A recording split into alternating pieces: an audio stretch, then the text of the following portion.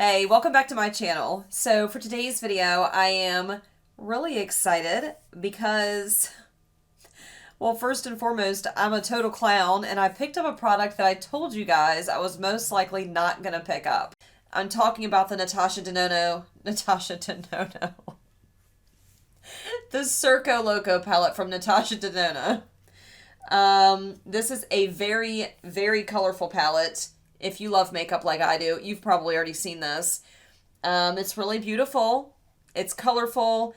It has some really nice textures in here, and I love the Natasha Denona formula, which is why I picked this up. I've heard a lot of people comment on how ugly the packaging is. Unpopular opinion, but I really like the packaging. I know, I'm a weirdo, I can't help it. But I'm excited to play with this today. I have already swirled my fingers in it. I've swatched it. I even put some primer on my arm and tried to mesh some colors together just to see how they applied over different primers. So that's why it looks like this palette has been mildly used. That's what I was doing with that. I haven't actually put any of these on the eyelids. So I'm excited to dip into this today. It's just going to be a first impression, not a full review. And I might even pull in some other shadows to play with it. So if that's not something that you'd be interested in watching, you're only interested in hearing my thoughts on this palette, this might not be the video for you. I just wanted to have some fun. I want to play, I want to create an eye look. I had also picked up the 2 new collections from Terra Cosmetics. They are one of my favorite indie brands. So I have some of their really beautiful, multi-chrome, duochrome shadows here that I would like to incorporate in this look.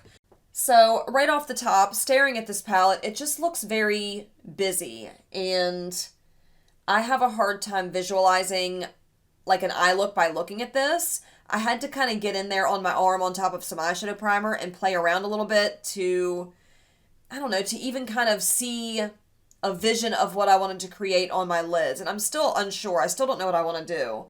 I know that I won't use this. When I do reach for this, I know it's not going to be as a standalone palette. I'm going to have to use this as a companion palette, and I'm okay with that.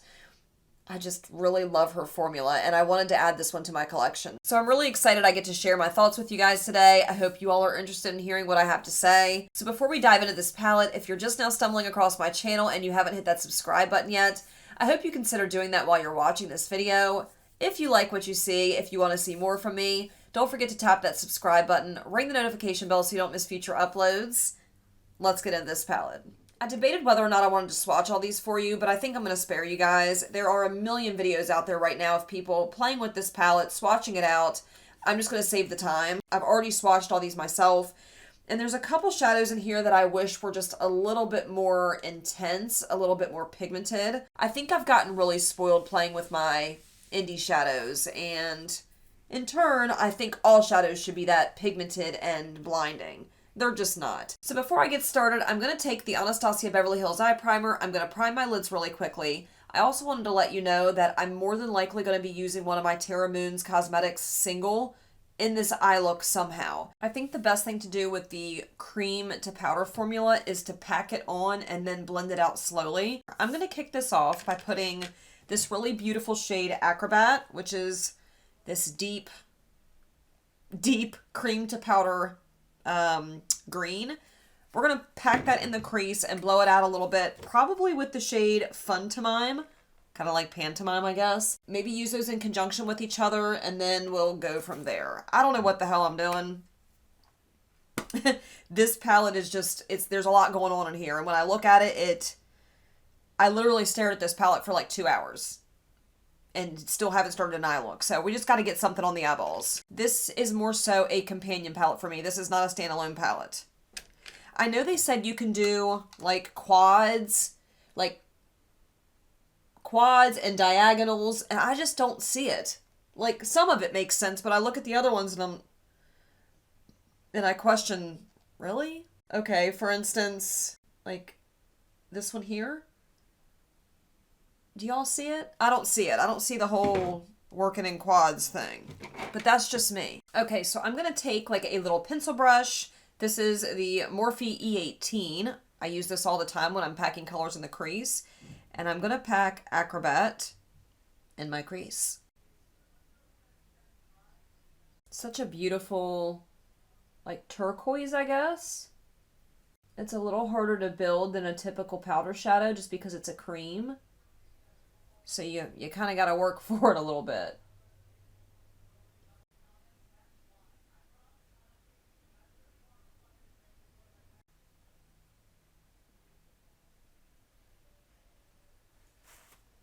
Okay. Wonder if I can get it to be a little bit more opaque if I use a smaller brush.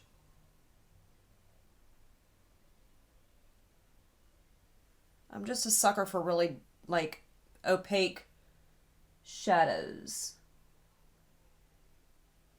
That's helping a little bit. Now that I have that first shade laid down, I want to go over top the outside of that with the shade Fun to Mime, which is a really beautiful sky blue. And I'm going to try to really blow that color out and make it look really seamless and blended. Same brush.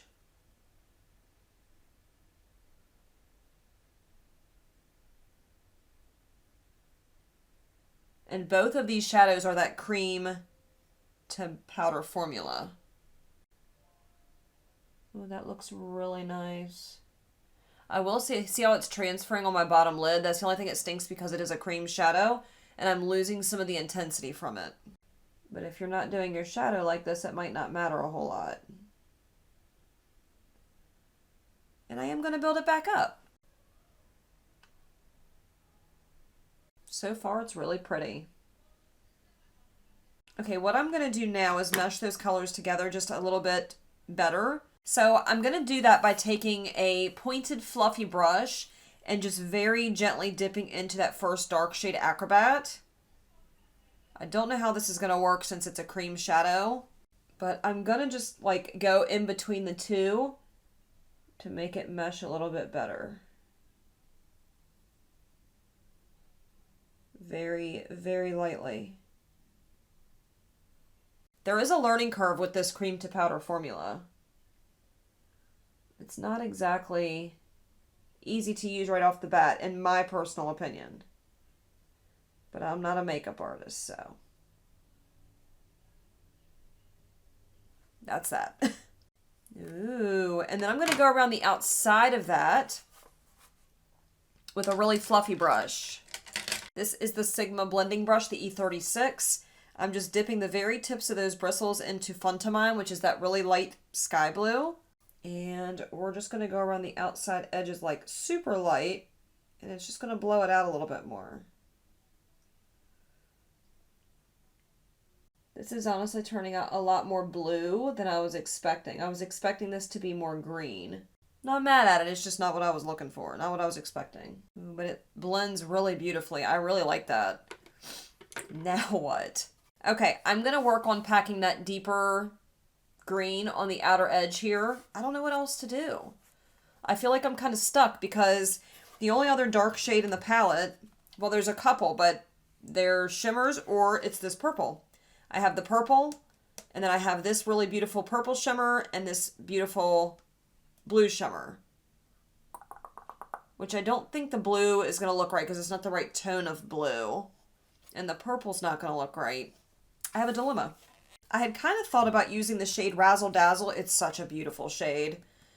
But I don't know how I would incorporate that. Okay, I'm taking a fluffier brush. This is the Sonia G Worker Pro. And it's just got like a... It's like flat, but it's also fluffy. So we're going to give that a try and see what that does for laying down this pigment here.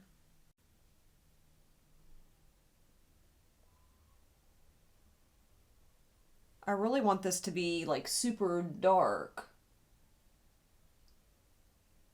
There it is. That's such a pretty shade. It's packing on really nicely. Okay, okay. You know what? I have a really gorgeous pink shade from Terra. It's called Antares. I'm probably butchering that name. But look at that. I feel like putting that on there would look really beautiful.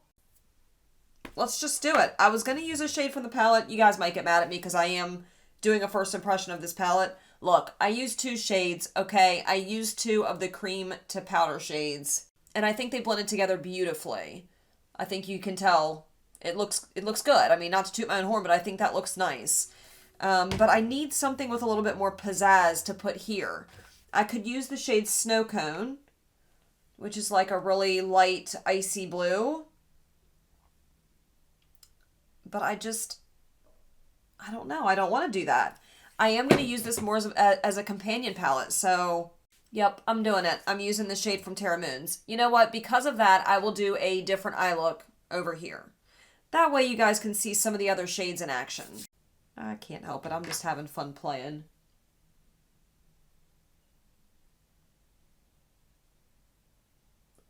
That's what these types of shades are good for. Ooh, that's pretty. They're good for just playing up a really simple eye look. And giving it some pizzazz. I mean, it's a little different. But that's okay. I like different. I like switching things up a little bit. I've definitely never done an eye look that looks just like this. So that's that. I'm probably going to throw some color on that lower waterline, put some mascara on, and then we'll move on to the other side and try a different eye look. Okay, so this is the first look after I added some work on the lower lash line. I just blew the same colors up top underneath. I used the ColourPop Cream Gel Liner in the shade Exit for the lower waterline. I used the Man-Eater Mascara from Tarte. And then for the inner corner, I used the single from Davina. This one is in Boom Sour. And that is the first look. Oh, and of course, I told you earlier I used Antares from Terra Moons for that really pretty shimmery shade. So I want to do something totally different on this eye. I know that I'm not using strictly the Circo Loco palette, but that's not how I do things. I usually use more than one palette in my everyday makeup wear. So here we are. I'm actually going to go back over top this side with the P. Louise base. Okay, I'm going to start packing the shade Magic, which is this really beautiful purple. I'm going to pack that in the crease. I think we're going to do something similar as far as the shape. Try to keep some sort of consistency here. Ooh, that's a pretty purple.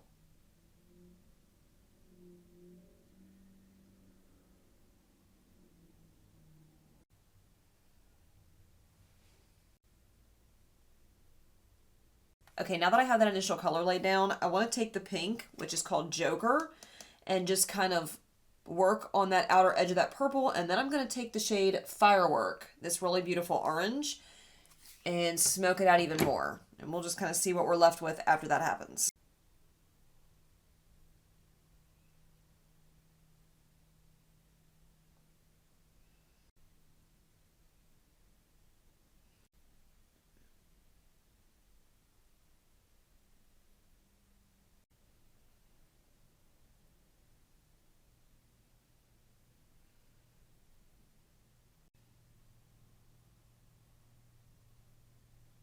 I'm just going around the outsides of that with that orange and pink, kind of meshing all of that together. All right, so I ended up having to finish this eye off camera because I ran out of batteries, which I've never had happen before because I have 4 backup batteries. I think they're all finally starting to run out of juice. I've had them for a while now. Anyhow, I finished off this eye, obviously. So what I did after I built up the outer edge, which I think I showed you guys, I can't remember. Then I took Magic, which was that dark purple, and I packed it on this outer corner. I went over top of it with Act, which is this really beautiful shimmery purple. So for the shade that you see right here, the inner portion of my lid, I used a single shadow from Terra Moons. This is in the shade Ceres. I think that's how you say it. It's from one of their newer collections, and I can't help it, guys. I have to add these special shadows to an eye look. It just does something extra. I really love both looks. I think they both turned out beautifully. And as far as the Natasha Denona palette, I had no issues blending. I had no issues with anything. I think that the quality of these shadows are exactly what you would expect from Natasha Denona. If you're looking for a very colorful palette and you love Natasha Denona, I don't think that you'll be disappointed in this palette. I know I'm happy to have it. I'm glad I picked it up. I'm excited to use it in the future. So how many shades did I end up using? 6? I used 6 different shades. I feel like I used more than that, no? Guess not. So I used 6 out of the, 15? So of course, I will be playing with this more in the future, but as far as this video goes, I just wanted to sit down and have some fun with it. I wanted to see how the cream to powder formula worked, which is what I did over here. Again, I thought they blended really nicely together. I didn't have any major issues.